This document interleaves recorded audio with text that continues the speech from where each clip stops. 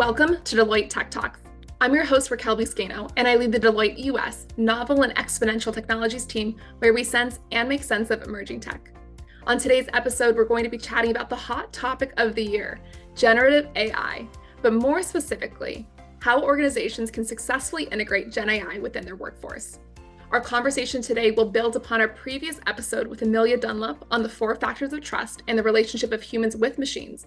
But now we're going to take it one step further by exploring the impact that GenAI can have on our workforce, what long-term skills and capabilities organizations should think about investing in, and how we can shape an AI-driven future in both a positive and equitable way.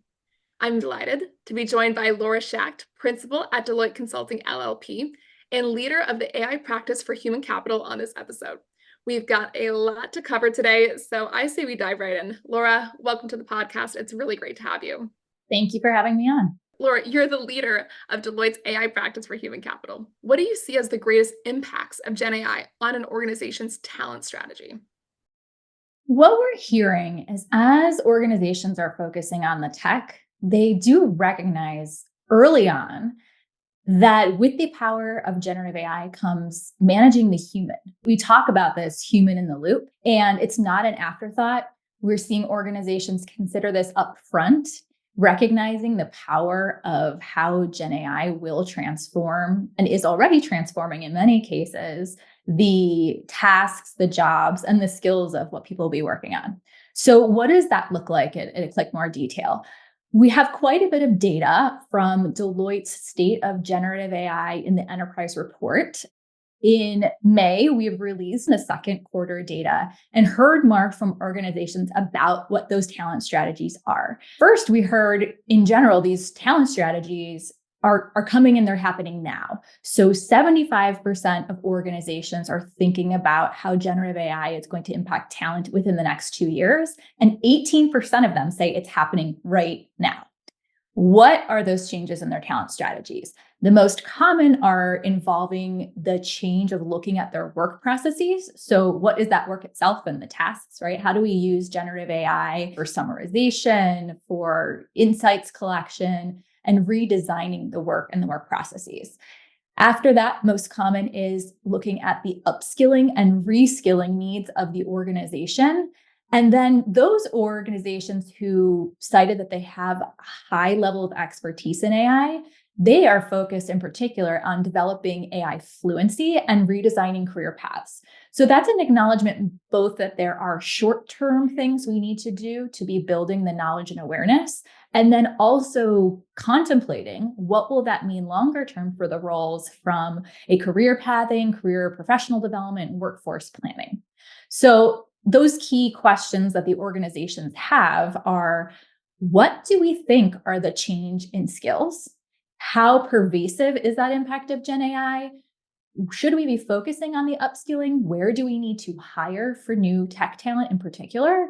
And then what role do human skills play, not just the technical skills, in increasing the fluency around generative AI in the organization?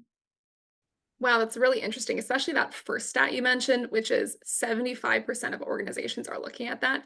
I mean, it's hard to get that much consensus in this day and age. And I also think it's interesting that you said that 18% are looking at it over the course of the next year. Is that right?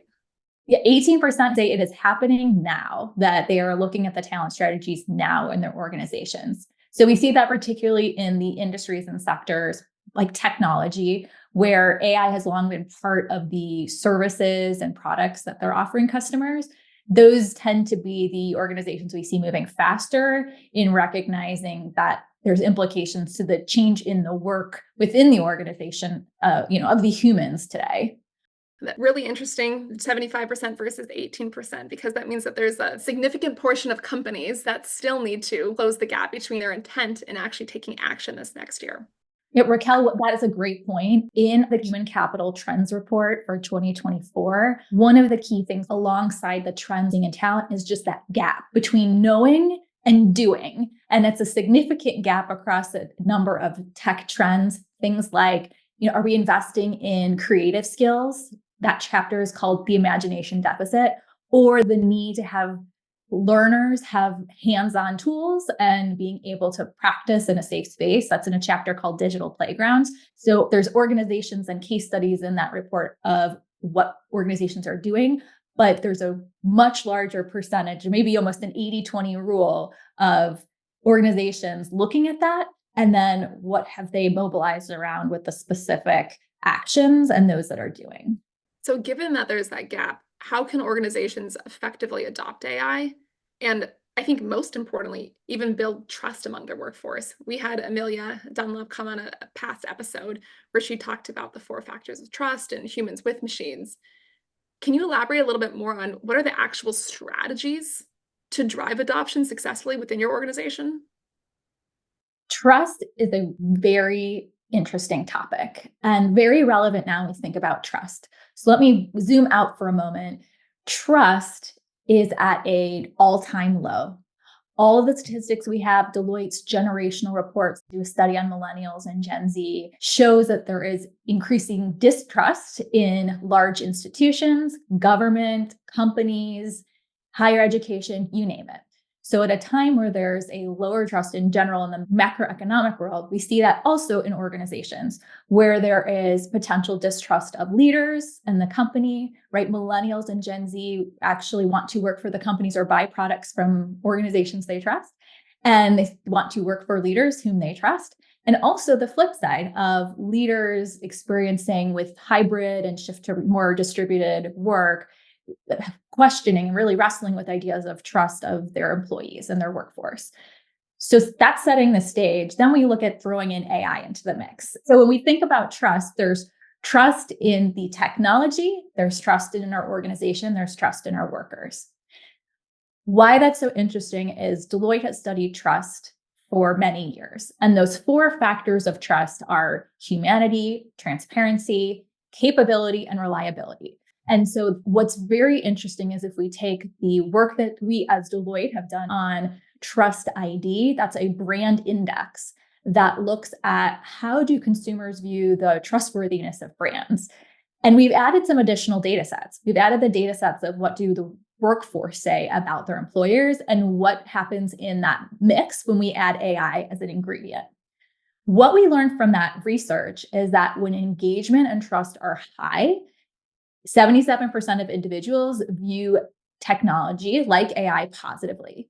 And yet, employees perceive their employers as less empathetic. To be precise, 188% less empathetic when AI tools are introduced. So this creates a bit of a challenge when you think about how leaders and businesses are interested in exploring the opportunity for AI. And what that means as they roll out those tools and the enthusiasm and how those messages are landing on their workforce can be taken with a lot of skepticism, particularly when you focus on topics like productivity and innovation. Why trust is a critical topic is because we need to match the enthusiasm that leaders have in the organization for rolling out AI with what that means for the workforce. So that means that if organizations hear the words, this is about productivity and efficiency, that can create some cognitive dissonance where the worker may not be motivated to create a business case and participate in identifying what those efficiencies are if they view that that would lead to either the reduction in the need for human role for their job, or as they think about, well, I used to have an output of doing 5 widgets per hour, and now because I could be so much more efficient, I'm going to have 20 widgets an hour, and what could be the potential well-being hit or expectation. How organizations can mitigate these potential risks of the negative perception around AI is coming back to those 4 factors of trust, is leaning on how they can be human, how they can be transparent. So what that means is leaders talking in transparency around the vision they see for the role of AI, for their markets, their communities, their customers, and also making it personal on what that means for the individuals. What is that learning opportunity for them? Where are the opportunities for them to co-create an experiment?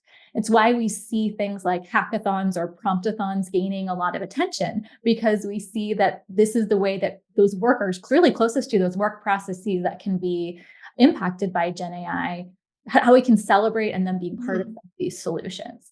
So the last thing I'll say on trust is there is a critical role then of managers in facilitating that trust. It's not just going to be the highest levels of leaders in their organization, but in having a consistent conversation and thought from the managers in having a human-centered view of what it is going to mean for their workers and positioning that as an opportunity for them to shape and co-create that future with the role that the humans, that critical role that the humans in their business will play.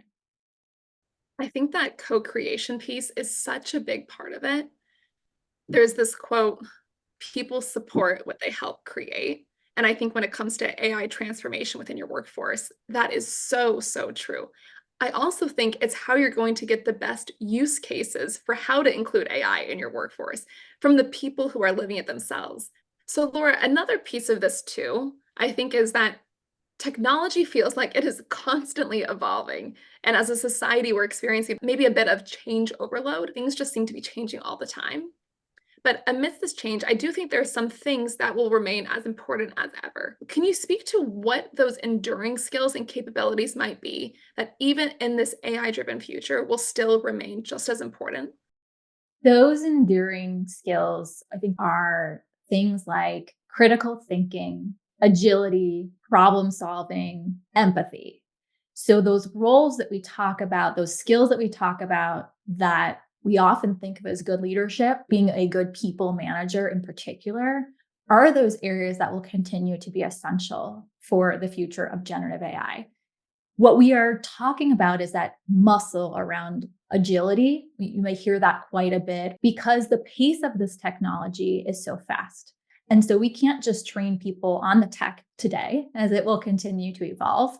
We want to focus on having that baseline understanding that people have a digital fluency or an AI fluency, but those people skills are really the things that will not be done, at least anytime in the near future, better by technology than by humans. All of this said, I think there's a very difficult message out there that we make confusing for individuals, especially at college grads who are looking at what should I be focusing on in the work world, or even earlier in the pipeline, high school students as they think about what should I be studying in college. Because for many years, we've said things like go into data science, go into software engineering. And yet at the same time, we have this focus that we're saying on the human skills. That creates sometimes a mixed message about, which of these things are important. My perspective is there is a need for that baseline understanding of technology by all, but it will continue to be those human skills that will differentiate the individuals who can do what they're doing today well from those who will shape what is the future of the work tomorrow. And so, when we think about these programs, how do we develop these skills? We're often seeing organizations right now investing in training and learning for their workforce, both in those people skills, as I mentioned, since those are those critical, enduring human skills, but looking at what are those baseline levels of fluency and how is that different by role? How do I know as an organization which skills it's important to build across different levels or domains? A way to address that is to craft learning personas. So to get very crisp on what are those learning objectives that you need in every level of your organization to tailor that curriculum development.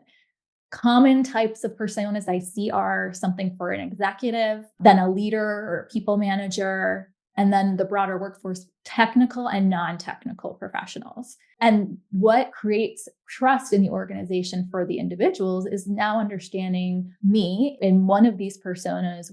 What is that pathway going to look like? What are those skills I can develop today? And not just knowledge is being imparted with skills. Many of these things, the best programs, have hands-on application with generative AI. And so we at Deloitte see the organizations who are investing in those enduring skills and capabilities being the ones who develop these clear personas that create paths with specific objectives that touch that AI fluency, as well as continuing to invest in people development skills with those things like critical thinking, dealing with conflict, having emotional empathy as they complement the technology.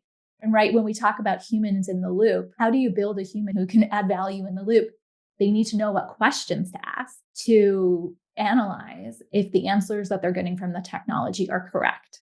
A skill you probably hear quite a bit of is prompting or prompt engineering.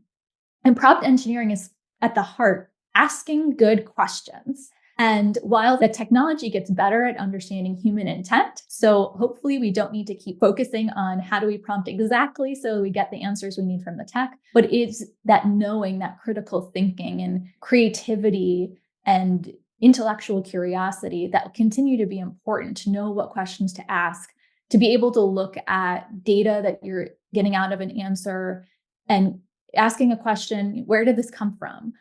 Or what is missing from this answer? What voice might not be heard, right? And that often it becomes the key of connecting that human skill back to the technology skill. It really is such an important skill. And I just do love the idea that you mentioned of different personas because it's not one AI fits all. AI is a tool to help us work better, and the different tools people use should be different based on their role and function. So it makes all the sense in the world why we would have different personas for different ways that people are going to use the tool that is AI. What are some of the things from a change management perspective that you think is a misstep that some organizations might make, or maybe a hiccup that they encounter? One hiccup that I see is treating a generative AI implementation like a tech implementation, getting excited about the technology and treating it as an event. And there's a great quote out there that AI is a lifestyle, it's not an event. And so it's not like the ERP implementations that I grew up in my career where we would do a waterfall method and then implementation, and now we've delivered it and off we go. What we see with AI is it's iterative. We have this experimentation, we have proofs of concept and need to keep iterating based on what we are learning. That is fundamentally different. And so what that means is starting up front when you have a technology roadmap or a product roadmap to think about what will be our people roadmap.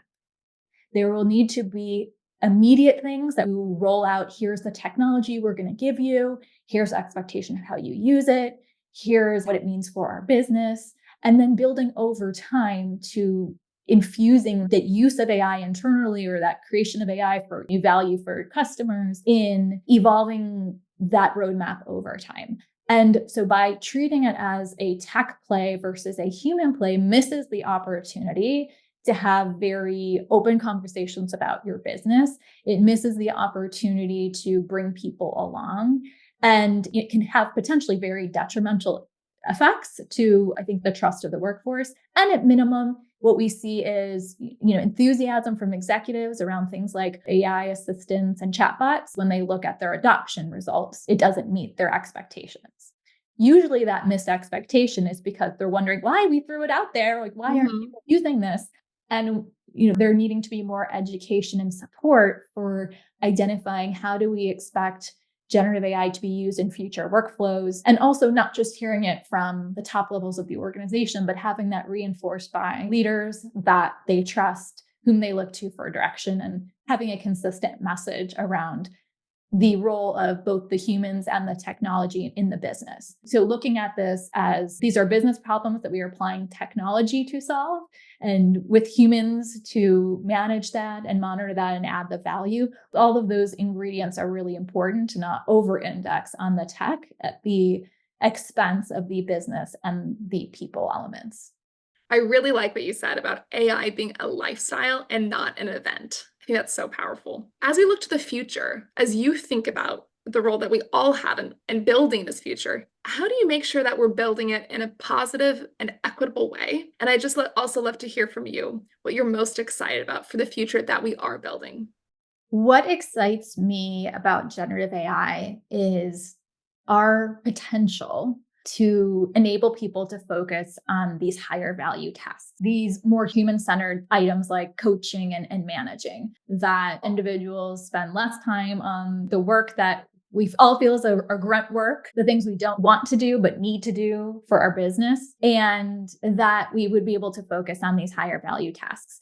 What that requires in order to make it a positive and equitable future are a number of things. An important element of that is that we create the technology itself in a way that has inclusive participation. So what I mean by that is we can start at the beginning of these transformations with equity in mind, not as something we look back to and wish we had done it a different way. And I see that as important in organizations who are creating AI COEs, AI councils, in the companies who are building the technology themselves, in bringing in different perspectives for underrepresented groups, having a voice at the table, just like any other product design, to make sure that it solves for the needs of all, that we bring in a diverse and representative group of the broader communities that we live in, to be part of that technology development and those transformations. I would say that thinking about AI creating a positive future is certainly what motivates me. We know that humans will not be replaced by AI, but that other humans using AI will. And I think that's a really positive message because it's an equitable one. So if there's anything I would end on, it was that as we shape this future of work, creating that as one where we emphasize the potential and make that a place where all can participate will be the one that helps make AI a power for good in our organizations. I'm so with you there. I think one of my personal missions in life is to make sure that technology is working in the service of humanity. And so thinking about how can AI help me do what I want to do in life better, faster, cheaper, that's a future that I want to aim towards. So Laura, thank you so much for such an insightful conversation on how organizations can bring their workforce into this GenAI transformation as active participants, as co-creators, as people who play, learners, researchers, you name it. To all our tech savvy listeners out there, if you enjoyed this episode, please share and subscribe. And if you'd like to learn more about the impacts of GenAI on the workforce, follow Laura or myself to stay up to date. Our socials are listed in the episode description. Thanks for tuning in, and I'll see you on our next episode. Until then, stay savvy.